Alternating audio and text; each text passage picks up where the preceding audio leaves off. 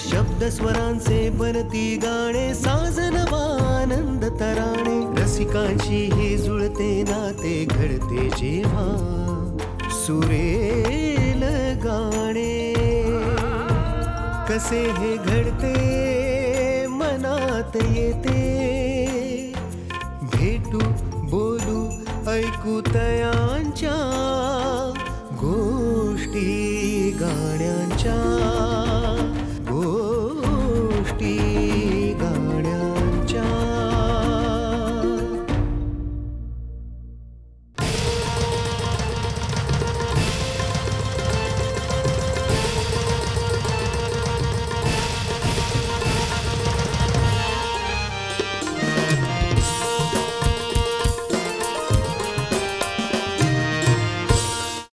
नमस्कार. गोष्टी गाण्यांच्या कार्यक्रमात आपल्या सगळ्यांचं स्वागत आहे. गाण्यांच्या गोष्टी उलगडत असताना आपल्या शास्त्रीय संगीताच्या मुळाशी जाणं खरंच खूप गरजेचं आहे. कारण नेहमीच आपण म्हणतो तसं अभिजात शास्त्रीय संगीताचा पाया जेव्हा भक्कम असतो तेव्हाच त्याची सुरावट वेगवेगळ्या पद्धतीने वेगवेगळ्या माध्यमातून आपल्यासमोर येत असते. आणि त्यामुळे शास्त्रीय संगीत आणि आपल्या सगळ्यांमध्ये रुजणारं हे संगीत जर अनेक पिढ्यांपर्यंत पोहोचवलं तरच खऱ्या अर्थाने संगीताची एक वेगळी किमया आपल्या सगळ्यांसमोर येते. शास्त्रीय संगीताचे उपासक आज आपल्याकडे आलेले आहेत, कारण त्यांनी गेली अनेक वर्ष शास्त्रीय संगीताची साधना केली. देशविदेशात अनेक शास्त्रीय संगीताच्या मैफिली त्यांनी गाजवल्या आहेत आणि त्याचबरोबर अनेक शिष्य निर्माण केलेले आहेत.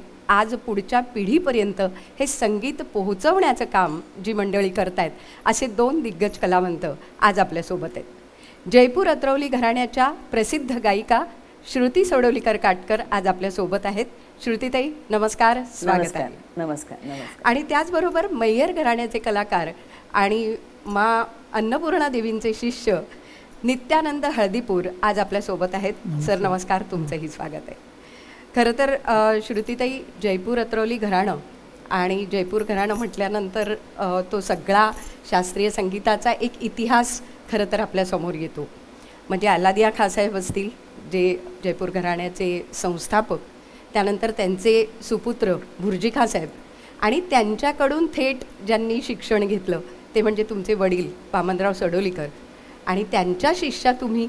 आणि वडिलांकडनं तर अतिशय उत्तम संगीताचं प्रशिक्षण शिक्षण प्रारंभिक शिक्षण तुम्हाला घेता आलं, पण त्याचबरोबर हवेली संगीताचा अभ्यास तुम्ही अतिशय उत्तम रीतीने केलेला आहे. त्याचबरोबर लखनौच्या भातखंडे युनिव्हर्सिटीच्या तुम्ही कुलगुरू होतात. त्याच्यामुळे हा सगळा प्रवास एका परीने आपल्याला आज उलगडायचा आहे. आणि जेव्हा आपण शास्त्रीय संगीत म्हणतो तेव्हा अनेक बंदिशी आहेत, अनेक उपशास्त्रीय त्यातली अंग आहेत. त्या सगळ्याचंच आम्हाला आज तुमच्याकडनं ऐकायचं आहे. त्यामुळे पुन्हा एकदा तुमचं स्वागत आहे. धन्यवाद. आणि नित्यानंद सर, जसं की चिदानंद नगरकर आणि देवेंद्र मुरडेश्वरी यांच्याकडूनही तुम्ही शास्त्रीय संगीताचं शिक्षण घेतलं, पण सगळ्यात महत्त्वाची गोष्ट म्हणजे पद्मभूषण मा अन्नपूर्णा देवी यांची एक कृपादृष्टी तुमच्यावर आहे. त्यामुळे त्यांच्याकडनं आलेला वारसा आणि वाद्यसंगीतातनं सुद्धा शास्त्रीय संगीत कशा पद्धतीने पुढे जातं हे आम्हाला तुमच्याकडून ऐकायचं आहे. जेव्हा शास्त्रीय संगीताचा विषय निघतो किंवा भावसंगीताचा सुद्धा विषय निघतो तेव्हा यमन हा सगळ्यांचा आवडता राग असतो. तर मला असं वाटतं पंडितजी आज यमनापासून आपण सुरुवात करायची. काय ऐकवताय आम्हाला? मी यमनमध्ये एक बंदिश आहे गुरुस्तुती केलेली. पन्नालाल घोष ह्यांच्याकडे मी लहानपणी वयाच्या 7व्या वर्षी त्यांनी शिकायला सुरुवात केली होती. त्यावेळी पन्नालाल घोष हे नेहमी सगळ्यांना ही बंदिश शिकवायचे. गुरु बिन कैसे गुण पावे, गुरु न माने तो गुण नहीं आवे, गुणीजन में बेगुणी कहावे. ही एक बंदिश आहे आणि त्याच्या मागे एक स्टोरी आहे, पण ती नंतर नक्की आम्हाला ऐकायला आवडेल.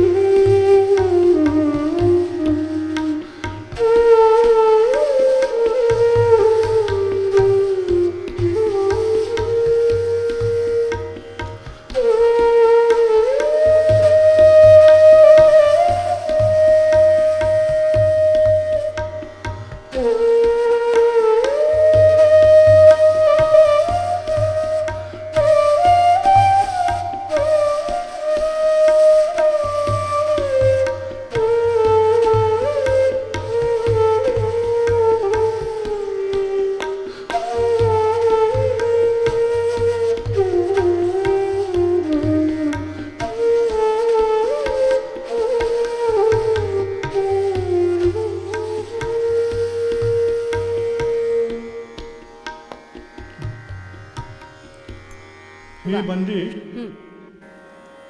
ह्याच्यामागे एक जी रचना झाली त्याच्यामागे एक म्हणजे एक इन्सिडन्स आहे. हां. लखनौच्या दरबारात म्हणजे बहादूर शाह जफरच्या दरबारात बरं. एक मोठे गवय्ये होते, अशफल खां म्हणून. अत्यंत चांगला गवय्या, पण फार प्राऊड म्हणतो आपण तशा टाईपचा होता. म्हणजे त्याला लोकांची स्तुती केलेली, लोकांनी स्तुती करायला पाहिजे वगैरे अशाच ह्याच्यामध्ये तो असायचा. त्याच्या घरासमोर तो वरांड्यात बसायचा आणि कोणी रस्त्यावर येताना दिसलं की ताना वगैरे मारायचा. मग लोक सगळे जाऊन वा वा वा वा करत त्याला पुढे निघून जायचे.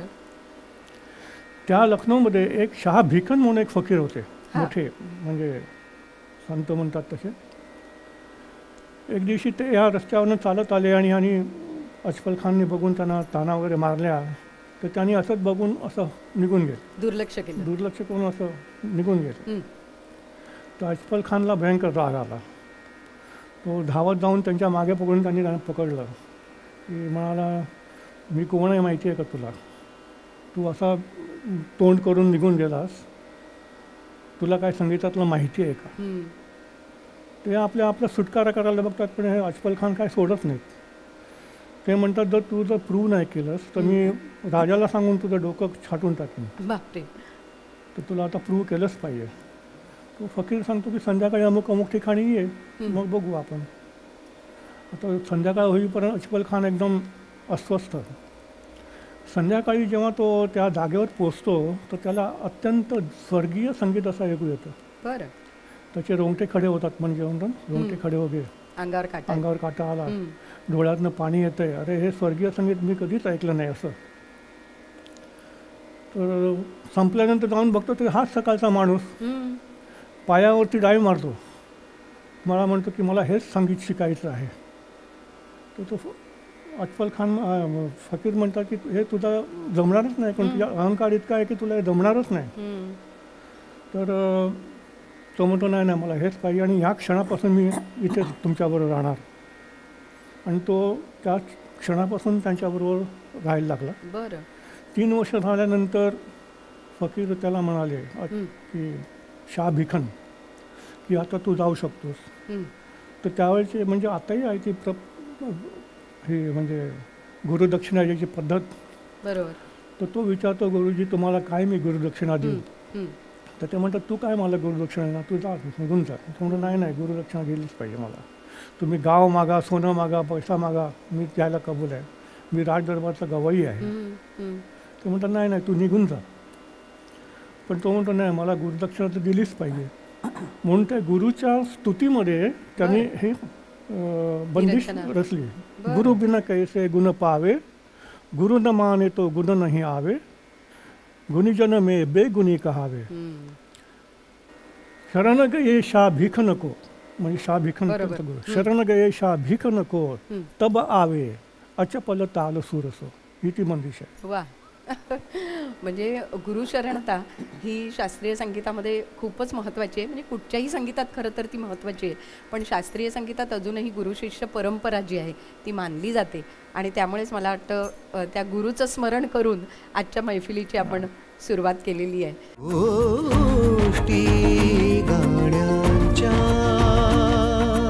श्रुतीताई, तुमच्या बाबतीत सांगायचं तर म्हणजे अगदी थेट गुरूंच्या गुरूंकडे आपण जर गेलो तर अल्लादिया खाँ साहेब आणि त्यांनी निर्माण केलेलं एक मोठं विश्व खऱ्या अर्थाने आपल्या समोर येतं. काय सांगाल त्यांची वैशिष्ट्य, जयपूर घराण्याची वैशिष्ट्य? संगीत सम्राट उस्ताद अल्लादिया खाँ साहेब यांच्याबद्दल जितकं सांगावं तितकं कमीच आहे.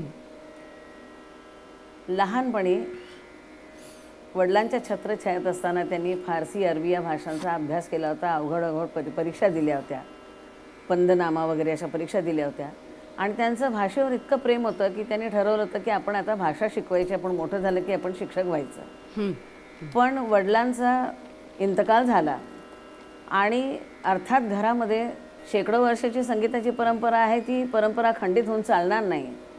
त्यामुळे त्या परंपरेला साजेशी तुमची पण साधना झाली पाहिजे. बरोबर. वडिलांच्या इंतकालानंतर त्यांचे चचा जहांगीर खान यांनी त्यांना आपल्या छत्रछायेत घेतलं आणि त्यांची तालीम सुरू केली. पण खासाहेबांचं भाषेचं प्रेम तसंच राहिलं आयुष्यभर. म्हणजे कोल्हापुरात आल्यानंतर खासाहेबांनी छोट्या छोट्या मुलांना गोळा करून त्यांना खाऊ देऊन त्यांना आमिष देऊन त्यांच्याकडनं मराठी शिकली. ते तुकोबाचे अभंग आणि म्हणजे मराठी त्या कथा कादंबऱ्या आणि मराठी पुस्तकं ते खूप चांगली वाचत असत.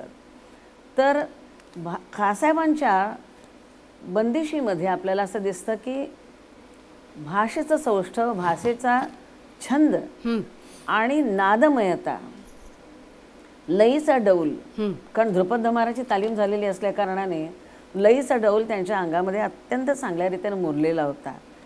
आणि खासाहेबांच्या बंदिशींचे विषय शृंगार जरी असला तरी तो उत्तान शृंगार नव्हता, अत्यंत सूचक आणि नर्म शृंगार असायचा. आणि बाकी आपण पाहिलं तर असं दिसतं की खासाहेबांनी ईश्वर स्तुतीपर आणि जे आपले आश्रयदाते आहेत, राजे आहेत, त्यांच्या स्तुतीपर, अच्छा, त्यांच्या कर्तृत्वापर अशा रचना केल्या. आणि छत्रपतींच्याकडे ज्यावेळेला ते होते त्यावेळेला घरी ज्यावेळेला तिथं राजकुमार ज्यावेळेला जन्माला येत असत त्यावेळेला त्यांच्यासाठी बधाई देण्यासाठी काही रचना खासाहेबांनी केलेल्या होत्या. बरं बरं. आणि त्यातली तुम्ही पाहाल तर शब्दकळा अतिशय लोभसवाणी आहे आणि भाषेची एक गरिमा ज्याला म्हणता येईल, सौष्ठव आणि गरिमा, त्याचं अत्यंत चांगलं भान राखलेलं दिसतं. आणि त्यामुळं त्यांच्या बंदिशी जर नुसत्या ओढवायच्या म्हटलं आणि एखादा शब्द मधला गेला तर त्याच्या समानार्थी शब्द टाकावा तर ती बंदिश ती ठिगळ लावलेलं कळतं ताबडतोब. तेव्हा खासाहेबांच्या बंदिशी ह्या शब्दांच्या अपरिहार्यतेच्या अतिशय सुंदर नमुना म्हटल्याच पाहिजे. एक रचना आहे जी नेहमी सगळेजण गातात आणि विशेष म्हणजे या रचनेमध्ये खासाहेबांची मुद्रा नाही. त्यांनी अहमद पिया किंवा अहमद या नावाने, या टोपण नावाने बंदिशी रचल्या, कारण त्यांचे वडील गेले होते अहमद मिया. तेव्हा त्यांनी वडिलांच्या स्मरणार्थ हे टोपण नाव घेऊन बंदिशी बांधल्या. तर त्यातली एक बिहागमधली रचना मी ऐकवते. ही खूप लोक गातात, कल्पना नसते की हे खासाहेबांची आहे.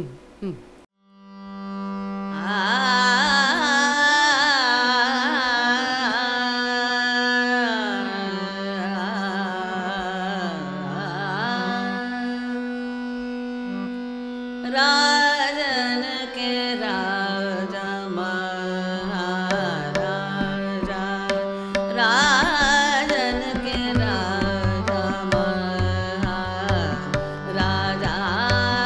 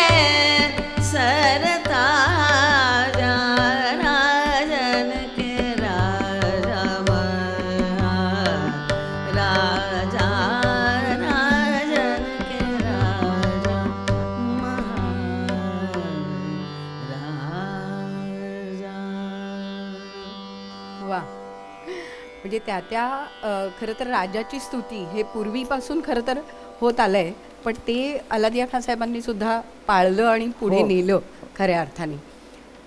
म्हणजे पूर्वी ध्रुपद धमारामध्ये सुद्धा ज्या वेळेला रचना करत असत त्यावेळेला एक तर ईश्वराची स्तुती किंवा जो आपल्याला आश्रय देतो, कदरदान राजा आहे, महाराज आहे, बादशाह आहे, त्याची स्तुती हे, कारण राजा हा ईश्वराचा अंश मानला जातो, बरोबर. त्यामुळं त्याची स्तुती करणं हे क्रमप्राप्तच आहे.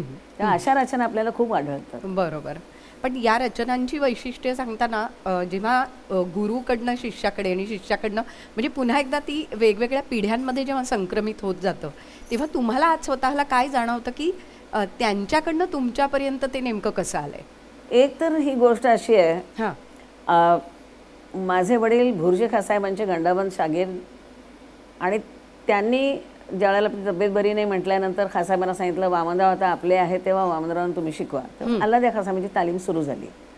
अल्लाद्या खासाहेबांच्याकडे आणि त्याच्या आधी मंजी खासाहेबांच्याकडे तालीम घेतलेले उस्ताद गुलभाई जसदनवाला हेही माझे गुरु. बरोबर. त्यानंतर भुर्जी खासाहेबांचे सुपुत्र बाबा अजीजुद्दीन खासाहेब हेही माझे गुरु. बरं. त्यामुळे ह्या तीनही प्रवाहातून माझ्याकडे अल्लाद्या खासाहेबांच्या गायकीच्या ज्या काही गोष्टी आल्या त्याची थोडीशी मी फोड करून सांगते. खासाहेबांच्या रचनांच्या मध्ये एक वलयाकृती दिसायची स्वर रचनांची, म्हणजे ज्याला सर्क्युलर मुवमेंट म्हणता येतं, की स्वरांच्यासाठी शोधत बसावं लागत नाही, स्वर एकमेकाला आपोआप धरून एका पाठोपाठ येतात. आणि त्यामुळं तुम्हाला बंदिश पाठ करण्यासाठी कष्टच घ्यावे लागत नाही. बरं, अर्थ इतका सोपा, साधा आणि मनोज्ञ असा तो एक अनुभव असतो खासाहेबांच्या बंदिशी हा, की त्याच्यामुळं बंदिशी तुम्हाला आपोआप लक्षात राहतात. प्रसादिक, ज्याला प्रासादिक रचना म्हणतात, तो प्रसाद गुण खासाहेबांच्या बंदिशीमध्ये खूपच आपल्याला आढळतो. पुन्हा गाण्यासाठी आकाराची सोय केलेली आहे. राजा असा आलाप ताबडतोब सुरू होऊ शकतो. नाहीतर कित्येक वेळेला अकारांती शब्दावरती सम जर आली तर पुढं तन आ असं करून सुरुवात करायला लागते.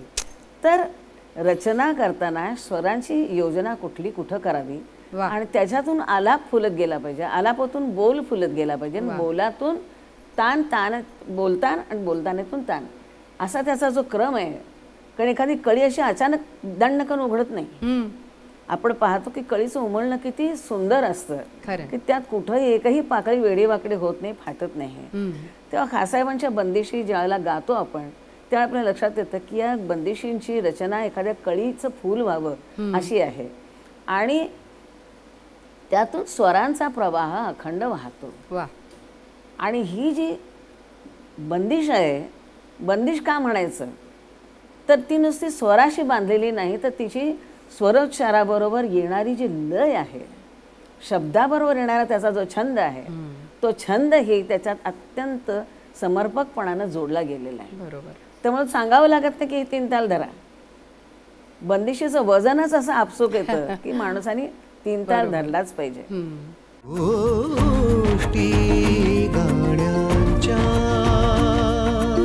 खासाहेबांनी सादरे गायला सुरुवात केली.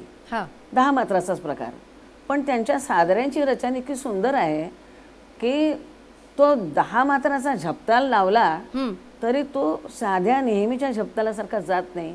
बंदिशीच्या अंगानं त्याची गायकी होते. आणि खासाहेबांच्या गायकीचं वैशिष्ट्य हेच होतं की त्यांची गायकी सा पासून रे, रे पासून ग, ग पासून म अशी साधी सरळसोट नव्हती. ते गात असत, साधे राग सुद्धा अनवट वाटावे अशी त्यांची गाण्याची पद्धती होती. आणि ही पद्धती का होती तर खासाहेबांचा आवाज एका संस्थानामध्ये दिवस रात्र गाऊन थकला आणि शेवटी आवाज अतिशय खराब झाला, बंद झाला.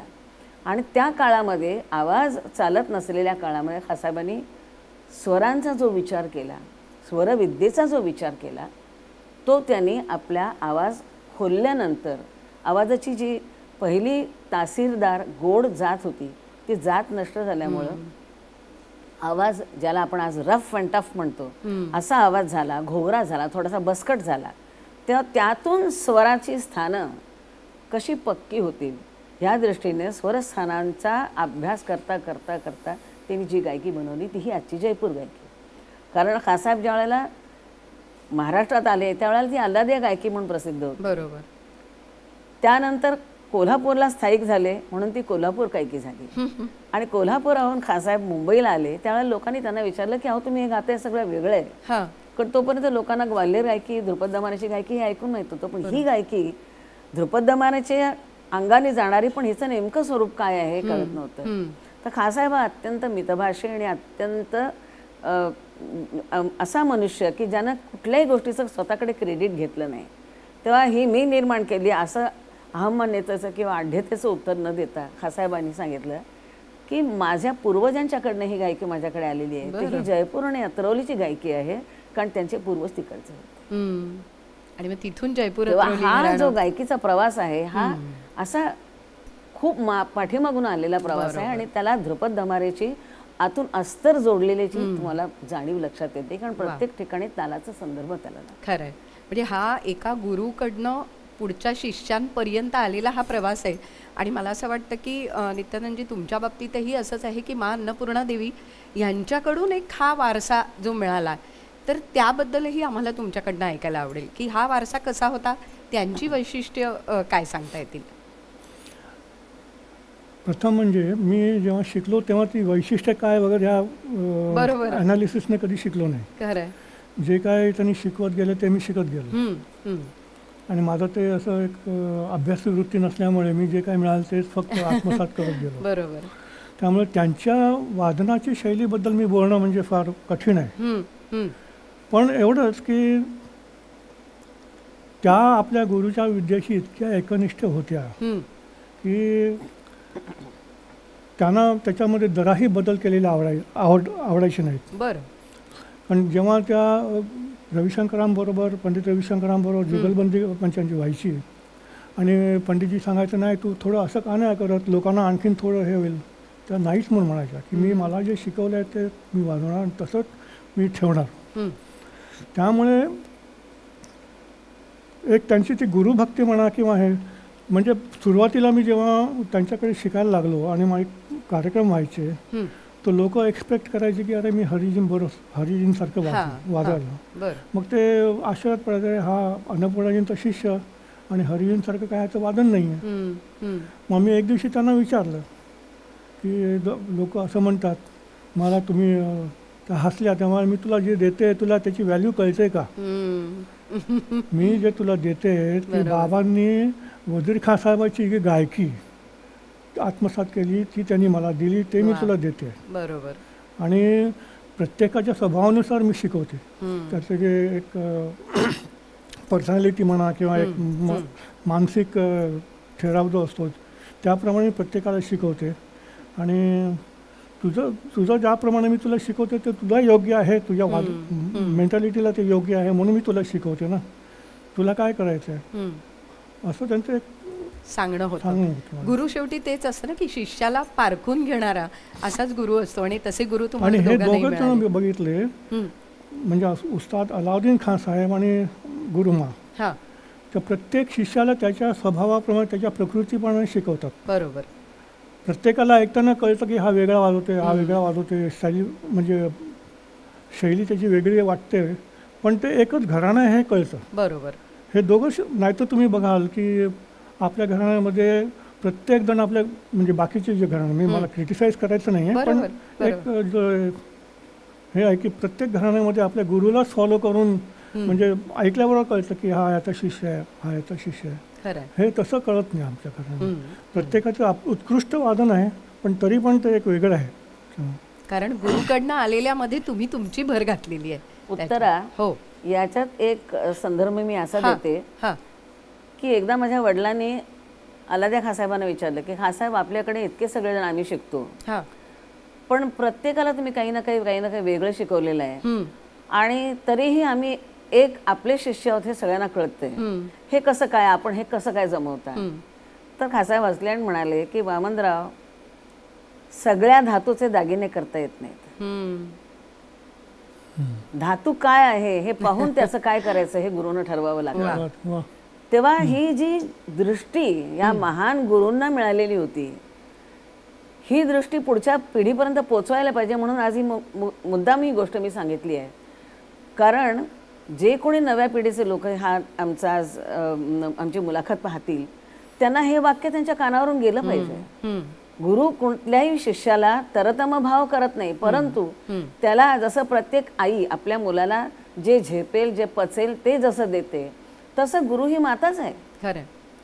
त्यामुळं त्यांनी ज्या बंदिशी काही कुणाला शिकवल्या, काही ना काही बंदिशी शिकवल्या, काही ना काही बंदिशी झेपणार नाहीत हे समजून दुसऱ्या बंदिशी शिकवल्या. इथे गुरुचं जे डिस्क्रिशन आपण म्हणतो हे अतिशय जजमेंट जे आहे ते अतिशय महत्वाचं आहे. बरोबर. आणि म्हणून गुरु योग्य आणि उत्तम असावा लागतो, तर शिष्य तितका उत्तम घडतो.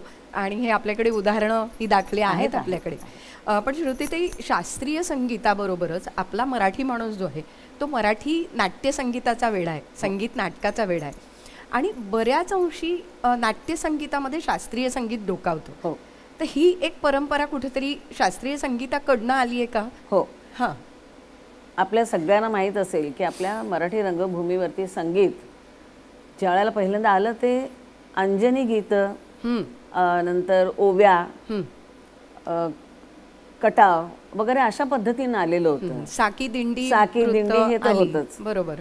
परंतु भास्कर भाऊ बखल्यांचं ज्या वेळेला पदार्पण झालं संगीत दिग्दर्शक म्हणून, त्यावेळेला त्यांनी अर्थात 3 घराण्यांची गायकी पचवलेले महान गायक होते ते, तेव्हा त्यांनी शास्त्रीय संगीतातल्या बंदिशींना नाट्यसंगीतामध्ये हुबेहूब उतरवलं. वा. म्हणजे नाट्यसंगीताचं एक फार मोठं ऋण आहे जे आम्ही सगळ्यांनी मान्य केलंच पाहिजे. खासाहेब तर म्हणायचे की उत्तर पैदा करती है कलाकारों को, मगर दख्खन दाद देती है. अच्छा. वा.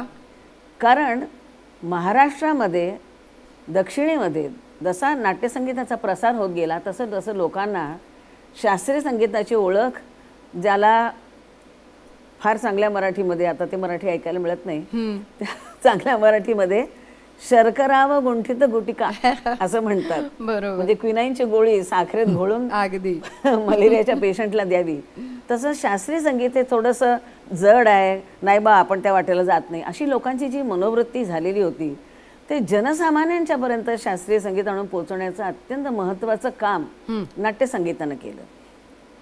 स्वयंवर, मानापान ही जी सगळी नाटकं घडली. बरोबर. मानापान म्हटलं तर भास्करबाबा बखल्यांचे शिष्य पंडित गोविंदराव टेंबे अत्यंत रसिक कलाकार, लेखक होते, समीक्षक होते, नट होते आणि त्यांना विचक्षण बुद्धी लाभलेली होती. तर त्यांनी सुद्धा आपल्या गुरुवर्यांच्या काही बंदिशी उचलल्या आणि त्या आपल्या नाटकामध्ये योजल्या.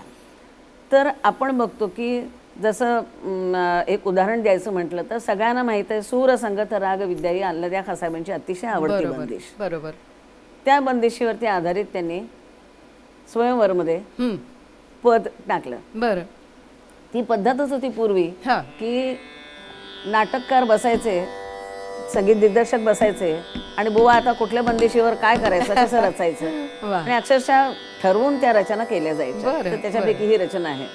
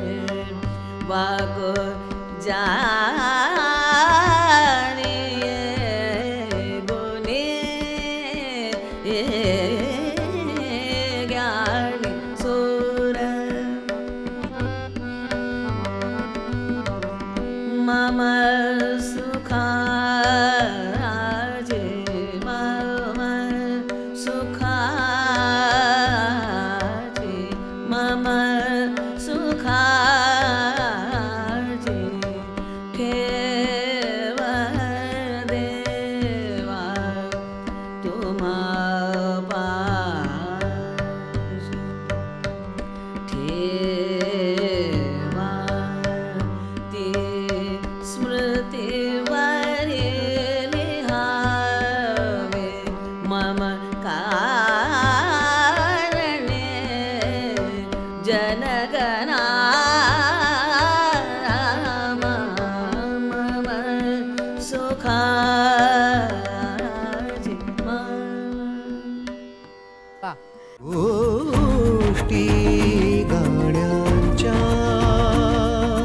मूळ बंदिशीच्या वृत्ताला धक्का न लागता हा सगळा बदल जो आहे तो केलेला अगदी आहे.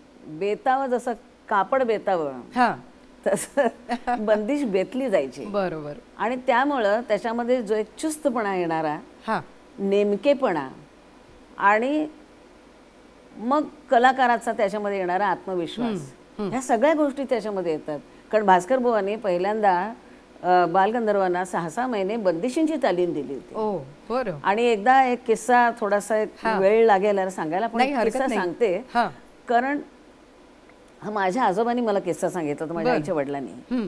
कारण एकदा म्हणाले, खासाहेब बसले होते मुंबईमध्ये आपल्या घरी आणि काही दुसऱ्या घराण्यांचे गवई आले आणि म्हणालेले, आपने भास्कर को सिखाया और देखो क्या हो गया. तर म्हणाले, बाबा काय झालं? तर म्हणाले, वो बालगंधर्व नाटक में गाणे गा रहा है आणि म्हणाले, या अमक्या रागातलं एक पद आहे, त्याच्यात त्या रागात नसलेला तो स्वर कसा लावला त्यांनी त्याच्यात. आणि भास्करनी, तुम्ही म्हणताय भास्करनी त्याला तालीम दिली आहे. म्हणाले, बाबा तुम्ही त्याच्यात आश्चर्य काय मानताय? मी तुम्हाला अशा पद्धतीनं तो स्वर घेतलेली ध्रुपद म्हणून दाखवतो. म्हणून त्यांनी 5 ते 7 ध्रुपद त्या पद्धतीची म्हणून दाखवली त्या रागामध्ये. वा. म्हणजे खासाहेबांच्याकडे इतका स्टॉक होता बंदिशींचा. 10-15 हजार बंदिशी तर सहज त्यांना याद होत्या. वा. आणि ध्रुपद धमार त्याचा आधार तो साक्ष काढायची त्याची, की त्यांना असं काही चुकीचं केलेलं नाही. बघा ह्या ध्रुपदामध्ये, ह्या धमारामध्ये हे असं घेतलेलं आहे. त्यामुळे बंदिशी ह्या आपल्या उत्तर हिंदुस्थानी संगीतामध्ये अत्यंत मोठं धन मानले जायच्या.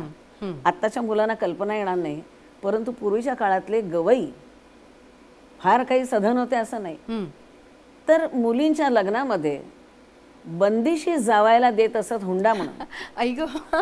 आणि हा हुंडा एकदा दिला की त्या बंदिशी त्या माणसाला आयुष्यभर गाता येत नसत. कारण एकदा त्या आपल्या घरातनं गेल्या, मुलगी जशी दुसऱ्याला दिली तशा बंदिशी दिल्या. आता त्या बंदिशी मी पुन्हा गाणार नाही. आणि एवढंच नव्हे तर वेळ पडली तर बंदिशी गहाण ठेवल्या जात असत. ओहो. मी सांगते तर म्हणजे अंगावर किती काटा येतो वैभव की- होतं त्या बंदिशींना. आणि त्या बंदिशींच्या बापरे. बद्दलचा जो पूज्य भाव होता, हो पूज्य भाव होता, हा अतिशय महत्वाचा आहे. आणि तो समजून घेणं आज अति मोठी गरज आहे. खरंय. कारण जाता येता बंदिशी उचलणं आणि तालीम न घेता त्या बंदिशी गाणं हे कधीही त्यावेळेला मान्य नव्हतं. एखाद्या बुजुर्गाकडे तुम्ही गेल्यानंतर बुजुर्ग सांगायचे शकल दिखाव. आता शकल दिखाव म्हणजे चेहरा बघून काय करायचंय. तर त्या घराण्याचे मी गायक आहे हे जर सांगायचं असेल तर तुझ्याकडे त्या घराण्याच्या खास काही बंदिशी तुला गाऊन दाखवता आल्या पाहिजे. तर तो बुजुर्ग मानायचा की हा हा तुम उस घराणे के हो. या बंदिश हा आज आपला विषय आहे. गाणं म्हणतोय आपण आज त्याला. पण हे जे गाणं आहे, या गाण्याची जी एक मूल्य आणि त्याची जी महत्ता आहे ते जाणून घेणं या निमित्तानं खरं आहे. आणि म्हणून श्रुतीताई तुमच्याकडनं आम्हाला हे ऐकायला मिळतंय ह्याचं खूप महत्त्व आहे. कारण माझ्या गुरुजींनी सुद्धा मला शिकवताना फार काटेकोरपणानं शिकवलं. आणि बंदिशीमध्ये जराही कुठे इकडं तिकडं काही केलेलं त्यांना जमायचं नाही, आवडायचं नाही. आणि म्हणायचे देखो बाबा वो हमको जैसे हमारे पास मिला है वैसे मैं तुमको पास ऑन कर रहा हूँ. इसको तुमको आगे देना है, उसकी शक्ल मत बिघाडना. किती महत्वाचं होतं हे. फार महत्वाचं होतं. खरंय. माझ्या मनाला वाटलं म्हणून मी सय्याच्या जागी गुंया टाकलं किंवा पिया टाकलं किंवा बलमवा टाकलं किंवा पिहरवा टाकलं, चालणार नाही. अलाउड नाहीये. कारण जो मनुष्य ती निर्मिती करतो त्याच्या आत्म्याचा, भावनांचा, त्याच्या बुद्धीचा, त्याच्या कल्पनेचा, त्याच्या प्रतिभाचा तो निचोड असतो. आणि त्याचा अपमान करायचा मला काही अधिकार नाही. ही त्याच्यातली भावना आहे. मला वाटतं हीच निर्मिती प्रक्रिया आहे. आणि ही निर्मिती प्रक्रिया जाणून घेणं हाच खरं तर आपल्या ह्या कार्यक्रमाचा त्याचं महत्त्व लक्षात घेऊन त्याला जो द्यायचा तो योग्य आदर देणं, बरोबर, हे प्रत्येक कलाकाराचं कर्तव्य आहे. अगदी अगदी. नाट्यसंगीताचा विषय निघालाय तर पटवर्धन मधली एक नांदी आहे मला ती तुमच्याकडनं नक्कीच ऐकायची आणि त्याचीही गोष्ट ऐकायची. अल्लाद्या खासाहेबांच्या बंदिशी इतक्या मोहक होत्या आणि रागांची मांडणी सुद्धा खासाहेब इतकी मोहक करायचे हं, की लोकांना त्याचा मोह वाटायचा आणि ऐकलं की असं वाटायचं की अरे किती छान आहे, आपल्याला म्हणता येईल. हं. पण ते स्वतः म्हणायला गेलं की करायचं. जमायचं नाही. गोविंदराव टेंबे असे होते की ते खासाहेबांच्या मैफलीत जायचे आणि एखादी रागिणी आवडली हं, आणि त्यांच्या बुद्धीला ते चॅलेंज आहे असं वाटलं की ते मैफलीतनं उठायचे, सरळ घरी जायचे आणि पेटी काढून बसायचे, तो राग सोडवत बसायचे. हं. तर त्यांना ही खासाहेबांची झिंजोटीमधली बर. त्यांची स्वतःची बंदिश त्याची मी अस्थायी म्हणून दाखवते आणि त्याच्यावरती त्यांनी पटवर्धन हं. या नाटकाची नांदी बांधली, तेही मी म्हणून दाखवते. आले भाग जागे ये रे आले भाग जागे मन मोहन मोरे घर आए रे आली बाग जागे निराकार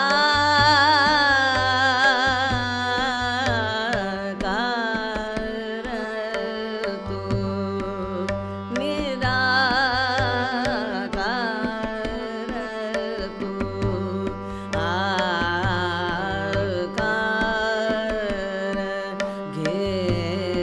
घेसी यदा ग्लानी धर्मा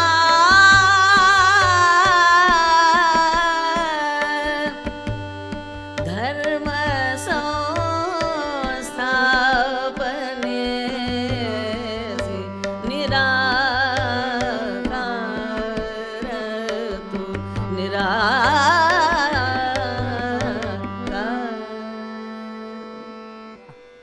म्हणजे पडदा उघडल्यावर नांदी अशी जर सुरू झाली तर मग तो माहोल वेगळाच बनतो. आणि श्रीकृष्णाच्या हा. यदा यदा हे धर्मस्य हं. ह्या प्रतिज्ञेप्रमाणे त्यांनी त्या नाटकाची सुरुवात केलेली आहे. आणि मग हे जे नाटक आहे पटवर्धन नाटक, हे त्यावेळेला स्वदेशीची जी चळवळ सुरू झाली होती हं. त्या चळवळीचं समर्थन करणारं नाटक बरं. असं त्यांनी निर्माण केलं. हं. कारण विदेशी वस्त्र जी बाहेरनं यायची ती दुष्यला नेसते, हा. कौरवांची बहीण. बरोबर. आणि मग त्याच्यावरून हे सगळं पुढचं होतं आणि त्याच्यामध्ये मग द्रौपदी वस्त्रहरण आणि मग कृष्णाने तिला वस्त्र देणं हा सगळा भाग त्याच्यामध्ये येतो. त्यामुळे हे नाटक त्या काळामध्ये काही काळ चाललं, नंतर मग सरकारची थोडीशी नजर तिकडे गेल्यानंतर काही काळानंतर बंदी त्याच्यापुढे आली. बंद करावे लागले. बरोबर बरोबर. किती वेगवेगळ्या गोष्टी खरं तर या प्रत्येक रचनेच्या मागे आहेत. आणि शास्त्रीय संगीत म्हटल्यानंतर नित्यानंदजी आपल्याला प्रहर, राग आणि प्रहर हे जोडकाम आहेच बऱ्याच अंशी, किंवा किंबहुना राग आणि प्रहर हे तर समीकरण आहे शास्त्रीय संगीताच्या बाबतीत. पण तिथेही वेगळे प्रयोग झालेले दिसतात. म्हणजे तुमचा यमनी बिलावल जो आहे, जो खरं तर खूप 150-200 वर्षापूर्वीची रचना आहे, पण सकाळ आणि संध्याकाळचा राग ह्याचं मिश्रण किंवा हा असा जोड राग करावा, ही काय नेमकी विचार त्यावेळेला होता, काय सांगाल त्याबद्दल? खरं सांगायचं म्हणजे ही रचना रागाची कोणी केली आहे कल्पना नाही. बरं. पण हा अप्रतिम एक संगम आहे, एक यमन आणि बिलावल रागाचा. बरोबर. आणि तोही एक 201 वर्षापूर्वी झाला असावा. तसा नवीनच आहे राग बघितला तर, पण फार सुंदर मिश्रण त्याचं केलेलं आहे. आणि हा राग जो आहे तसं बघितलं तर यमन कल्याण बरोबर फार मिळतो जुळतो. म्हणजे इतकं त्याच्यात बारीक फरक हे आहे की रेषेवरती ठेवलं तर यमन आणि गंधारवरती ठेवलं तर यमनी बिलावल, असं एवढ्याचा फरकाने तो राग वेगळा होतो. आणि हीच आपल्या हिंदुस्थानी संगीताची एक खासियत आहे की एकाच स्वरावलीचे 2-2 राग 3-3 राग होऊ शकतात. तर हा यमनी बिलावल असाच एक राग आहे. बरोबर. पुन्हा एकदा मला वाटतं गुरुमांची रचना हो. तुम्ही ऐकवताय आम्हाला.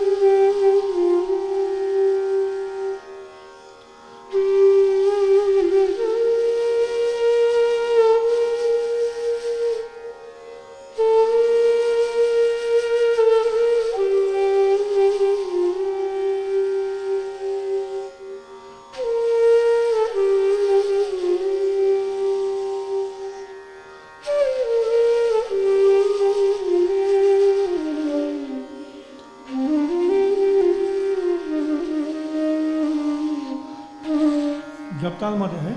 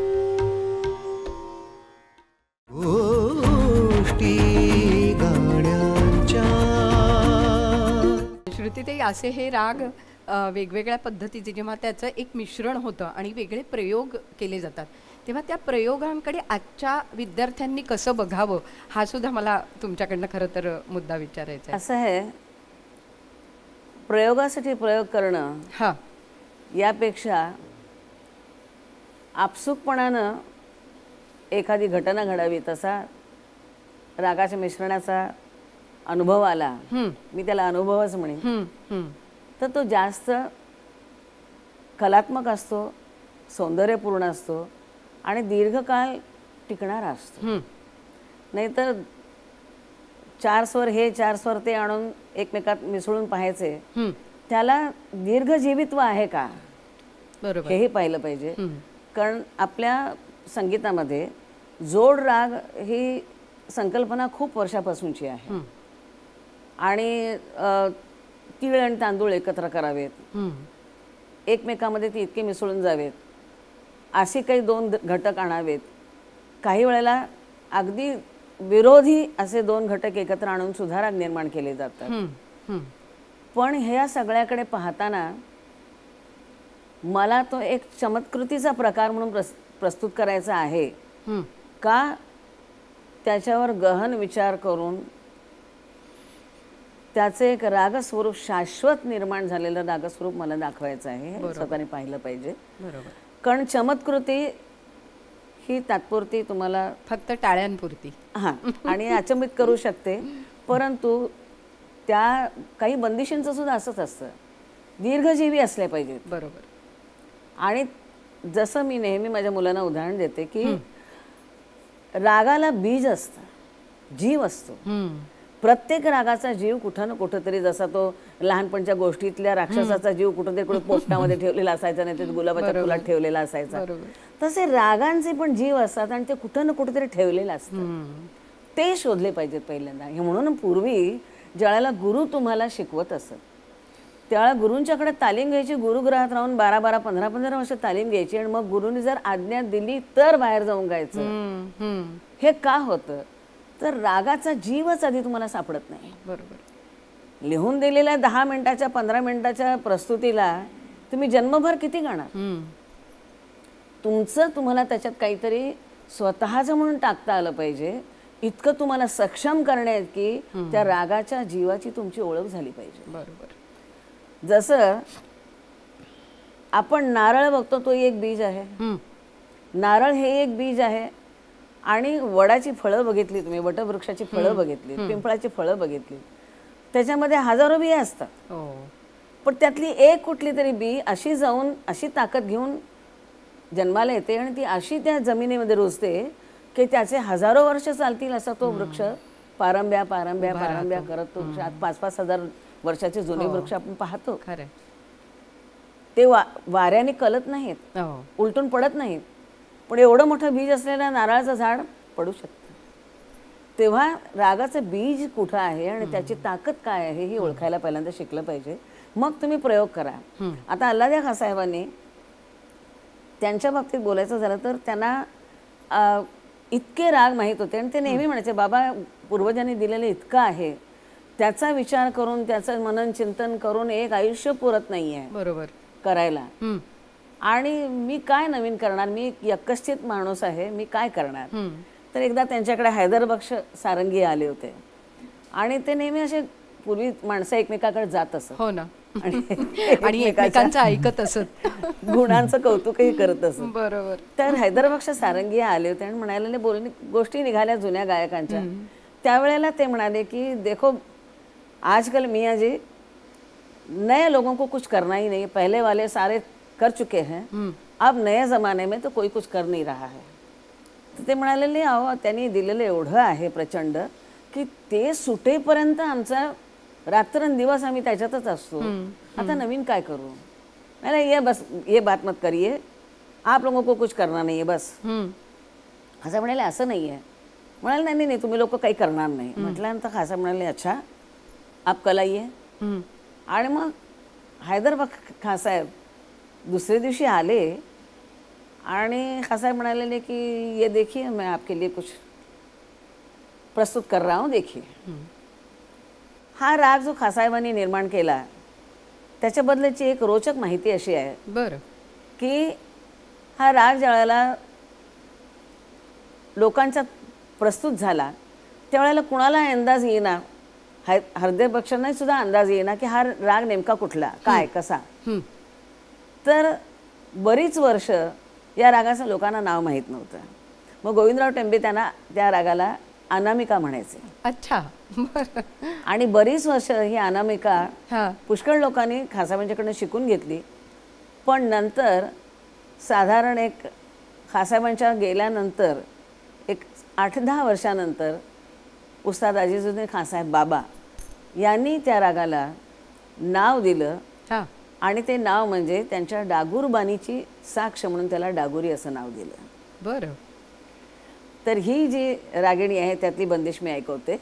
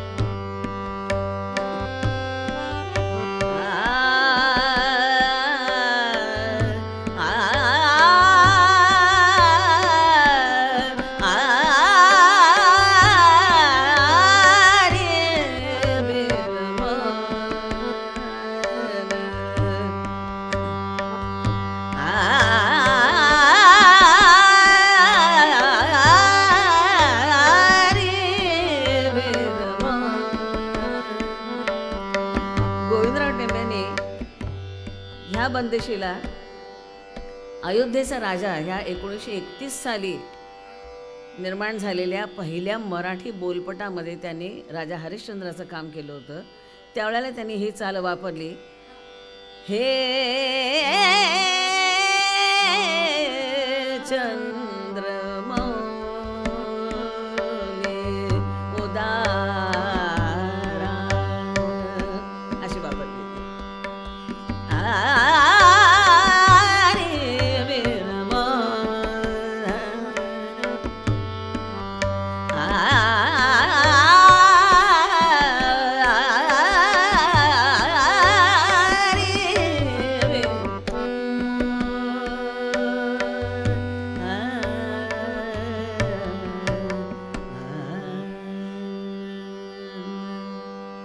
वा, खरं तर श्रुतीताई हे सगळे दाखले, ही सगळी उदाहरणं, हे सगळं ऐकल्यानंतर असं वाटतं की पुन्हा एकदा त्या इतिहासात डोकवावं आणि आपल्या पूर्ण शास्त्रीय संगीताचं, त्याला अभिजात का म्हणतात हे पुन्हा एकदा यावरनं लक्षात येतं. काय आहे, शास्त्रीय संगीत जाणून घेण्याची इच्छा असलेला जर मनुष्य कोणी असेल तर त्यानं ह्या विषयामध्ये अवगाहन करण्याची जरुरी आहे. जाता जाता उचलून जे पदरात पडलं ते घेऊन मी नाव कमवतो म्हटलं, नाव होईल प्रश्न नाही, परंतु ज्याला विद्येचा एक आधार लागतो, विद्येचा जो एक ठहराव लागतो, तो येण्यासाठी ह्या अशा अनेक गोष्टींचा विचार झाला पाहिजे. आणि ह्या गोष्टी काय नेमक्या सांगतायत, हा इतिहास आहे. खरं, हे नुसते किस्से नाही आहे, बरोबर. तर हा इतिहास आहे आणि यातून काहीतरी शिकलं पाहिजे. याकरता मी खरं म्हणजे आज ह्यातल्या काही गोष्टी सांगितल्या, बरोबर. आणि हेच या बंदिशींचं प्रयोजन आहे. हे सगळं ऐकण्यासाठी आम्ही सगळे उत्सुक आहोत, आणखी नाही, कारण इतकं तुमच्या दोघांकडेही आहे. आणि नित्यानंदजी, तुम्ही सुद्धा ज्या रचना वाजवून दाखवल्या, ज्या रचनांमागच्या गोष्टी आम्हाला सांगितल्यात, त्यासुद्धा आम्हाला आणखी ऐकायच्या आहेत. आणि श्रुतीताई, तुमच्याकडूनही आम्हाला खूप काही ऐकायचं आहे. जशा ह्या पारंपरिक बंदिशी होत्या तशा तुमच्या बंदिशी सुद्धा आम्हाला ऐकायच्या आहेत, तुमच्या वडिलांच्या रचना ऐकायच्या आहेत. त्यामुळे हा सगळा खजिना आहे, तो सगळा खजिना आपण उलगडून दाखवूया आपल्या सगळ्या रसिकांसमोर. आजच्या पुरतं मात्र आपण इथेच थांबणार आहोत आणि पुढच्या भागात पुन्हा एकदा श्रुती सडोलीकर-काटकर आणि पंडित नित्यानंद हळदीपूर यांच्याकडनं बासरी वादन आणि बंदिशींची सगळी रचना आपण ऐकणार आहोत. आज इथेच थांबूया. खूप खूप धन्यवाद.